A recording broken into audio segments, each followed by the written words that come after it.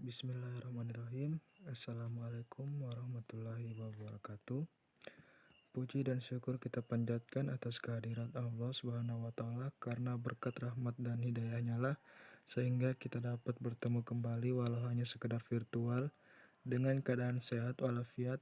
Tidak lupa salawat serta salam kita curahkan kepada Nabi Muhammad SAW beserta keluarga dan sahabat. Semoga kita semua mendapat syafaat dan petunjuk hingga hari kiamat. Baiklah, perkenalkan, nama saya Muhammad Taufik dengan NPM 2040401009. Di sini saya akan menyampaikan tentang tata cara salat musafir. Seorang muslim yang taat tidak akan melalaikan kewajiban untuk tetap beribadah kepada Allah Subhanahu wa Ta'ala meskipun ia tengah melakukan perjalanan jauh atau safar. Bagi seorang musafir, kewajiban sholatnya tidaklah gugur, namun apabila perjalanan yang dilakukan terbilang jauh dan kemungkinan tak ada kesempatan untuk melaksanakan sholat, maka ia diberikan rukhsah atau keringanan.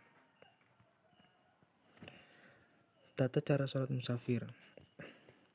Meringkas sholat atau qasar, di mana sholat 4 rakaat diringkas menjadi 2 rakaat ketika akan melakukan perjalanan jauh. Dalilnya di antaranya, dan apabila kamu bepergian di muka bumi, maka tidaklah mengapa kamu mengqasar sholatmu. Jika kamu takut diserang orang-orang kafir, sesungguhnya orang-orang kafir itu musuh yang nyata bagimu. Quran Surat An-Nisa ayat 101. Salat yang boleh dikasar antaranya salat zuhur, asar, dan isya. Imam Ibnu Munzir berkata, para ulama telah sepakat bahwa salat maghrib dan subuh tidak boleh dikasar. Kapan musafir boleh meringkas salatnya? Seorang musafir diperbolehkan meringkas salatnya apabila telah berangkat dan meninggalkan tempat tinggalnya. Anas radhiyallahu anhu berkata, aku salat bersama Nabi di Madinah 4 rakaat dan di Zulhulaifah 2 rakaat. Hadis riwayat Bukhari dan Muslim.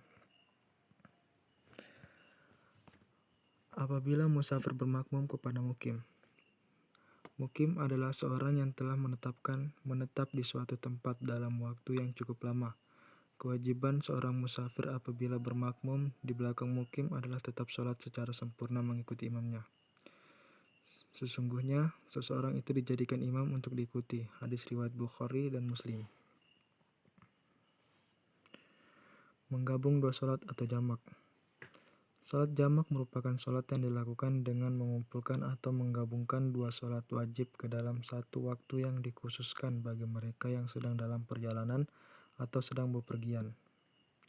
Ibnu Abbas radhiyallahu berkata, apabila dalam perjalanan, Rasulullah SAW menjamak sholat zuhur dengan asar, serta maghrib dengan isya. Hadis riwayat Bukhari dan Muslim.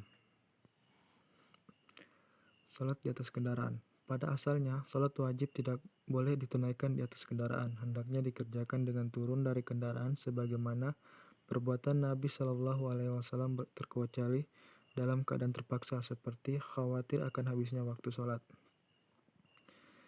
Jabir bin Abdillah radhiyallahu anhu mengatakan, adalah Nabi SAW sholat sunnah di atas kendaraannya ke arah timur. Apabila beliau hendak sholat wajib, maka beliau turun dari kendaraan kemudian menghadap kiblat. Hadis riwayat Bukhari. Tata cara sholat di atas kendaraan.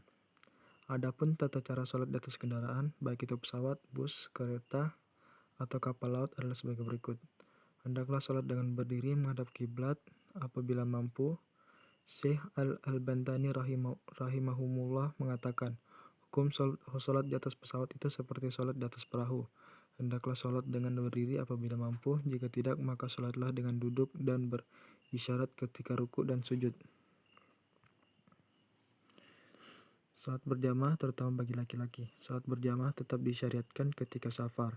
Bahkan para ulama mengatakan bahwa hukum sholat berjamaah tidak berubah baik ketika safar maupun mukim berdasarkan dalil-dalil berikut.